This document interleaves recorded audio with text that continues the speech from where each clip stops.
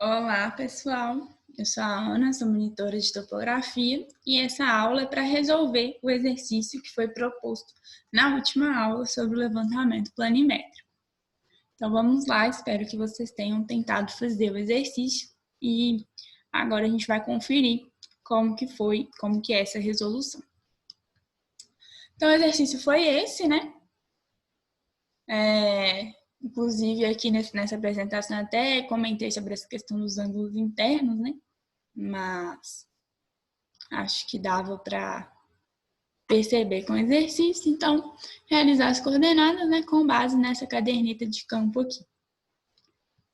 Então vamos lá. Primeira coisa que a gente vai fazer é verificar o meu erro angular, verificar se está certinho. Geralmente nos levantamentos de campo eu vou ter mesmo uma diferença, né, com os meus ângulos.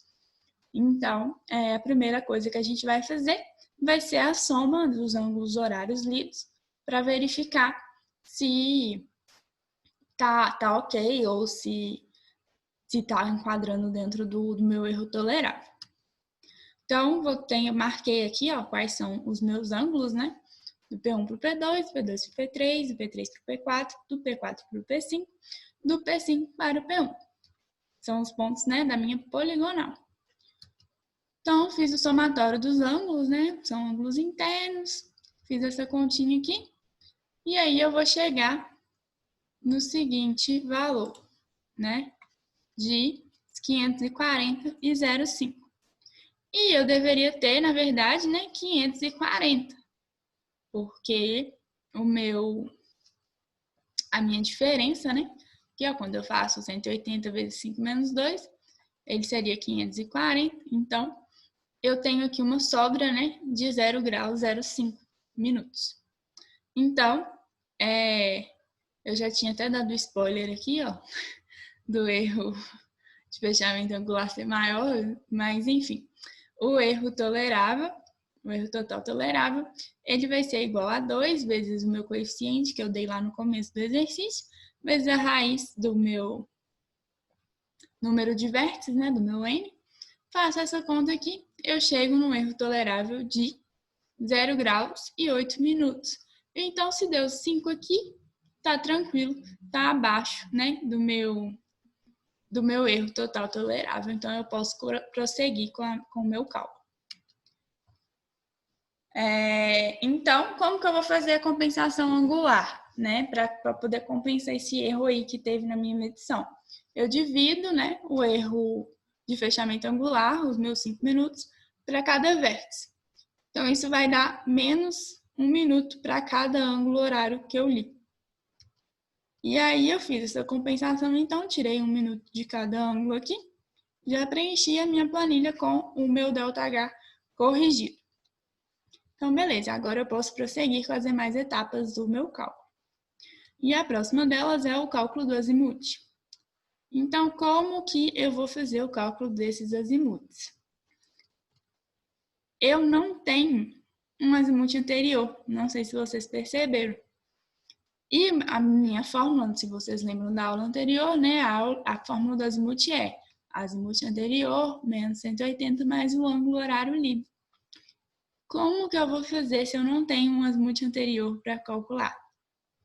Eu vou reparar a minha planilha com mais atenção e vou ver aqui que eu tenho duas informações de coordenadas.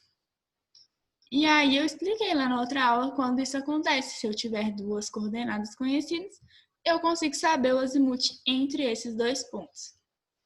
Então, vamos usar isso.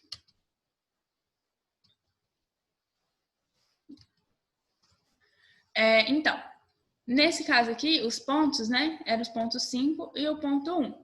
Então, eu vou calcular o meu azimute do P5 para o P1, né? Como que eu vou fazer isso? Usando aquela formulinha do azimute linha. Eu tenho que as coordenadas de x5 são essas, né? As coordenadas do ponto 5, x5 e y5 são essas que eu dei. As coordenadas de x1 também foram dadas, 500 e 1000. Então, eu vou fazer a diferença, né, entre elas, ponto final, ponto inicial. Essas diferenças vão dar negativa, certo?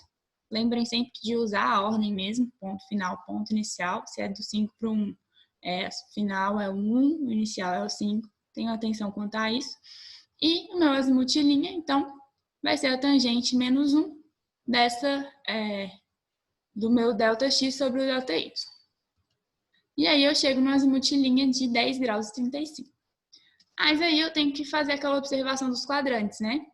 Então, eu tenho 2 pontos negativos, né? Que no caso aqui, então, vai estar no meu terceiro quadrante. Minhas duas variações são negativas. Então, eu preciso somar 180 graus nesse azimuth linha.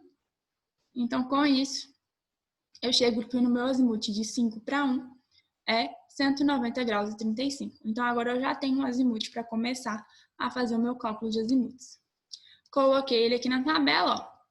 Mas aí, Ana, que foi parar aqui embaixo, como é que eu vou fazer agora, então, com esse azimuth aqui que eu sei do P5 para o P1?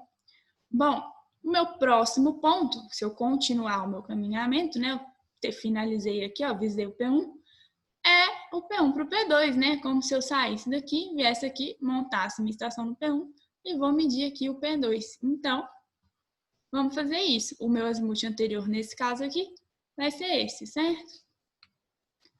Então, fiz a minha conta, azimuth anterior, menos 180, mais o ângulo que foi dado, que foi corrigido, na verdade, né? Que a gente acabou de fazer a conta. Cheguei aqui no meu azimuth 1 para o 2. E aí, aqui no ponto 1, voltando na planilha, a gente também tem uma irradiação. Então, como que eu vou fazer o cálculo dessa irradiação? Mesma coisa. Azimuth anterior, menos 180, mais o ângulo que foi lido para minha irradiação. E é isso. Meu baixo aqui, 181,29. Observem que o azimuth anterior, ele é o azimuth da poligonal, sempre. Então, o meu azimuth anterior, no caso aqui para calcular a irradiação, continua sendo o mesmo azimuth anterior aqui, ó, que eu usei para calcular o ponto 2. Ele continua sendo o meu azimuth de 5 para 1. Prestem bastante atenção nisso, não vão pegar o azimuth que está em cima na tabela, né? Porque isso não vai funcionar. Você tem que observar que é o azimuth anterior do ponto no qual eu estou partindo ali a medição da irradiação. Então, agora eu vou fazer a conta do azimuth 2 para o 3. Mesma coisa, vou usar aqui esse ângulo aqui que foi calculado, né? Do 1 para o 2, esse azimuth, menos 180, mais o ângulo horário. Fiz a minha conta, achei um azimuth de 41 graus e 11. E agora do 3 para o 4, mesmo processo, vou usar o meu anterior aqui, 2 para o 3, menos 180, mais o ângulo corrigido. Cheguei aqui nesse valor. No caso aqui, ó, só para a gente observar, eu tinha achado um valor negativo de menos 88 graus 07, então eu precisei somar 180 graus. Sempre que isso aqui acontecer, a gente soma 360 graus, a gente vai ter o valor correto do meu azimuth. Então, agora, o último ponto, se eu não me engano, do 4 para o 5. O azimuth 4 para o 5 vai ser o azimuth anterior, do 3 para o 4, menos 180, mais o ângulo corrigido. Então, fiz o meu processo, cheguei aqui, 331 graus e 41. Também vou ter uma irradiação saindo aqui desse ponto 4. Faço o mesmo processo, né? Meu azimuth anterior, que foi o 3 para o 4, menos 180, mais o ângulo corrigido. Encontrei aqui o azimuth da irradiação. Então, consegui preencher toda a minha coluna de azimuths com esses cálculos. Meu próximo passo é fazer o cálculo da coordenada relativa, usando esses azimuths, né? E essas distâncias que eu tenho aqui. Então, para o cálculo das coordenadas relativas, essa formulinha, para o meu x e y, vou fazer isso, aplicar isso para todos os pontos, mesmo processo. Então, fiz aqui para o ponto 2, distância vezes o seno do azimuth, distância vezes o cosseno do azimuth. Para a irradiação, a mesma coisa, distância da irradiação vezes o seno do azimuth da irradiação, distância aqui da irradiação vezes o cosseno do azimuth da irradiação. Continua para todos os pontos. Bem simples essa etapa, né? Bem repetitiva. Então, com isso, eu consigo preencher aqui a minha tabelinha de coordenadas relativas. E aí, agora, então, vamos para o nosso próximo passo, né? Final, que é o cálculo das coordenadas absolutas. Então, eu vou ter minha coordenada absoluta do ponto, vai ser a coordenada absoluta anterior, mais a minha coordenada relativa. Faço aqui para o ponto 2, ó, coordenada absoluta do ponto 2, vou somar do ponto 1 com a minha relativa, somar do ponto 1 com a minha relativa, que no caso ali era negativa, né? Por isso que ficou negativo. Chego aqui na minha coordenada do meu ponto 2, coordenada final. Para irradiação eu faço a mesma coisa, o mesmo processo. Cheguei na coordenada aqui da minha irradiação. Continuo para todos os pontos. E aí, finalizei aqui a minha planilha, né? Consegui chegar aqui nos meus resultados finais das minhas coordenadas. Bem tranquilo, né? E aí, com essas coordenadas finais, eu consigo fazer o meu desenho da minha poligonal.